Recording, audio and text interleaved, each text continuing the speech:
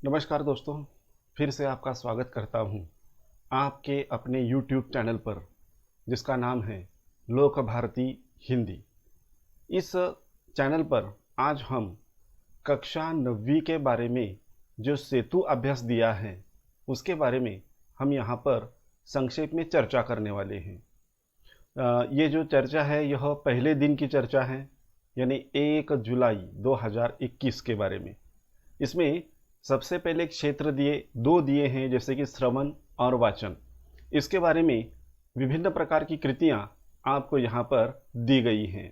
इसमें देखिए अपेक्षित कौशल पहले कौन से हैं, जैसे कि यहाँ पर दिए हैं छात्र विविध संवेदनशील मुद्दों अथवा विषयों जैसे जाति, धर्म, रंग, लिंग, रीति रिवाज आदि के बारे में अपने मित्रों या अध्यापकों या परिवार से प्रश्न पूछते हैं तथा संबंधित विषयों पर उचित शब्दों का प्रयोग करते हुए धारा प्रवाह संवाद प्रस्थापित करते हैं एवं लेखन करते हैं।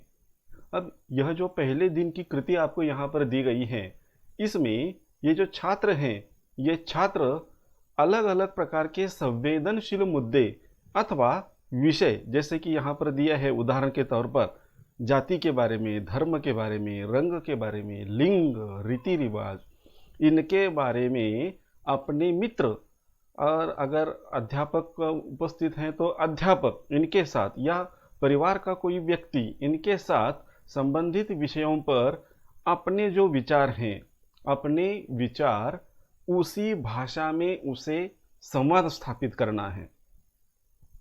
जैसे कि अब हम हिंदी के बारे में विचार कर रहे हैं, तो हिंदी भाषा का प्रयोग करते हुए उसमें जो योग्य शब्द हैं, इन योग्य शब्दों का प्रयोग करते हुए जो भाषा है वह धारा प्रवाह संवाद प्रस्थापित यहाँ पर करना है।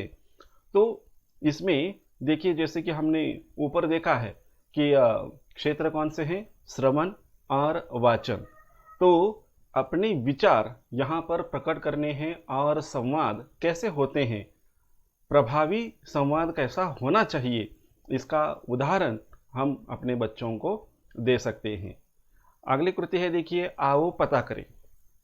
इसमें अध्यापक विद्यार्थियों से गांव शहर में अंतर इस विषय पर चर्चा करेंगे और अपने विचार उनके साथ साझा करेंगे। अब यह जो पाठ है वह पाठ पिछले साल था, गांव और शहर, 8वीं कक्षा में। तो जैसे कि मैंने आपसे कहा कि इसमें कई पाठ ऐसे हैं कि जो पिछली कक्षा के हैं। तो पिछली कक्षा में यानी 8वीं कक्षा में, अब ये 9वीं कक्षा के छात्र आप सभी हो, तो 8वीं कक्षा में एक पाठ था पत्र लेखन के रूप में आपको दिया था, वह जिसका नाम है गांव और शहर। पहले गांव यानी देहात वह पत्र लिखता है शहर को।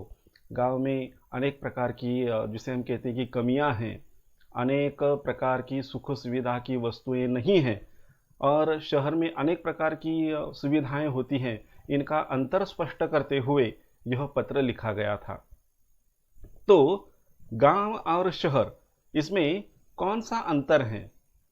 गांव में जो बातें हैं वह शायद शहर में नहीं, और जो बातें शहर में हैं वो छोटे से गांव में नहीं है। तो इसमें जो अंतर है, इस विषय पर चर्चा करने के लिए कहना है छात्रों को, और चर्चा करने के साथ अपने जो विचार हैं, यह छात्र एक दूसरे के साथ साझा करते हैं, यानी अपने विचार दूसरों के साथ वो बांट लेते हैं। आपके मन में गांव के बारे में, किसी छात्र को ऐसा लगा कि वह गांव के बारे में कोई बात करना चाहता है तो वह कर सकता है। किसी छात्र को लगा कि नहीं, मैं शहर के बारे में बताऊंगा, तो शहर के बारे में भी वो बता सकता है। तो इस तरह से छात्रों को आपस में चर्चा करने का मौका हमें देना है। और दूसरा मुद्दा देखिए यहाँ पर, अध्यापक विद्यार्थियों को निम्नलिखित पंक्तियों का वाचन करके स्वयं समझने के लिए प्रेरित करेंगे।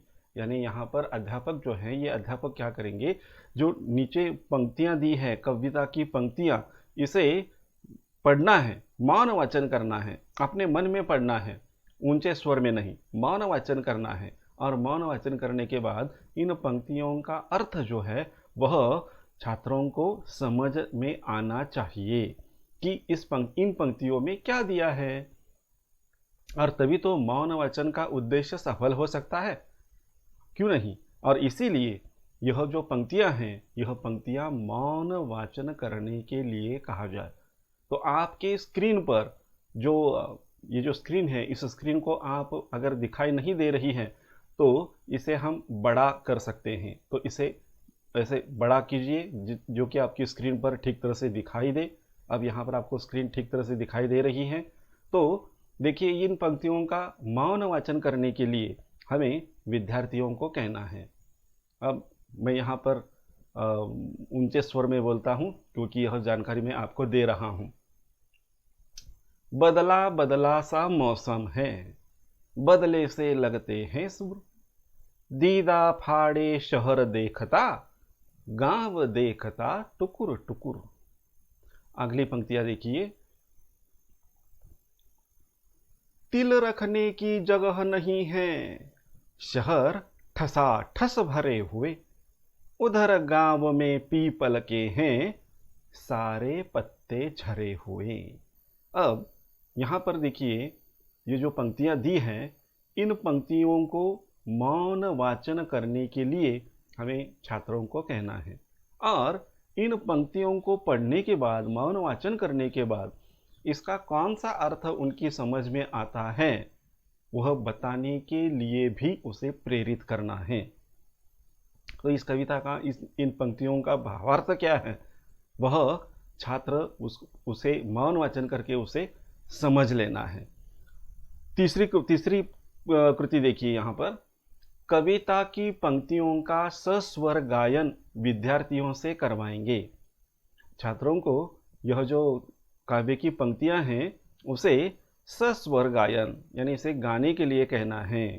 अब ये कई छात्र बहुत ही होशियार होते हैं, उन्हें गाने में बड़ी रुचि होती है, उनकी आवाज़ बड़ी सुरीली होती है, और कई छात्र इसे अलग अलग स्वर में गाते हैं, तो उनसे ये गायन करवा लेना है। आगे देखिए, आओ सक्षम करें, सक्षम बने। इसमें ये जो पहली बात बताई है, अध्यापक का विद्यार्थियों से संवाद करते हुए सरगम के 7 सुरों के संबंध में उनके ज्ञान को परखेंगे, उनका ज्ञान बढ़ाएंगे और उनके प्रिय गायक का नाम पूछेंगे। तो यहाँ पर गाने के प्रति रुचि पैदा करने के लिए जो गाने में सरगम होती है, जिसमें 7 सुर होते हैं, तो ये 7 सुरों के संबंध में छात्रों को कितना ज्ञान है, कितनी जानकारी वो रखते हैं, उसे अलग अलग प्रकार के प्रश्न पूछकर हम उसका ज्ञान प्राप्त कर सकते हैं कि उसको गाने का या 7 सुरों का उसका संबंध कितना आया है, यह जानकारी हम उससे प्राप्त कर सकते हैं। और बाद में वो अलग प्रकार के अनेक प्रकार के गाने वह सुनता है, तो इन गानों को जो गायक होते हैं, इन गायकों में से उसके प्रिय गायक का नाम कौन सा है, वह गायक है या गायिका, उसके बारे में भी हम उसे प्रश्न पूछेंगे और प्रिय गायक का नाम हम उससे प्राप्त करेंगे। अगला प्रश्न देखिए, दूसरा। निम्नलिखित में से किसी एक विषय पर अध्यापक विद्यार्थियों से 4-4 बिंदु लिखने के लिए कहेंगे। अब 4-4 मुद्दे यहाँ पर लिखने हैं। कौन से प्रश्न दिए हैं, देखिए कौन से विषय दिए हैं। अ, शहर में लोगों की भीड़ बढ़ने का कारण। तो शहर में लोगों की भीड़ क्यों बढ़ गई है, उसके क्या कारण हैं, उसके बारे में 4 बातें यहाँ पर छात्रों को पूछनी है और उसके उत्तर के रूप में 4-4 बातें या 4 मुद्दों को हमें यहाँ पर उसे लिखने के लिए कहना है। देखिए, गांवों में पिछले 2 वर्षों में आए अच्छे बदलाव और बुरे बदलाव। अब छात्रों को पूछना है कि अरे भाई, जो गांव तुम देखते हो तो पिछले 2 वर्ष में तुम्हें ऐसा ऐसा क्या लगता है कि जैसे कि इस गांव में थोड़ा सा बदलाव परिवर्तन आ गया है? क्या यह बदलाव अच्छा है? क्या यह परिवर्तन अच्छा है? तो उसके बारे में कुछ बातें लिखो।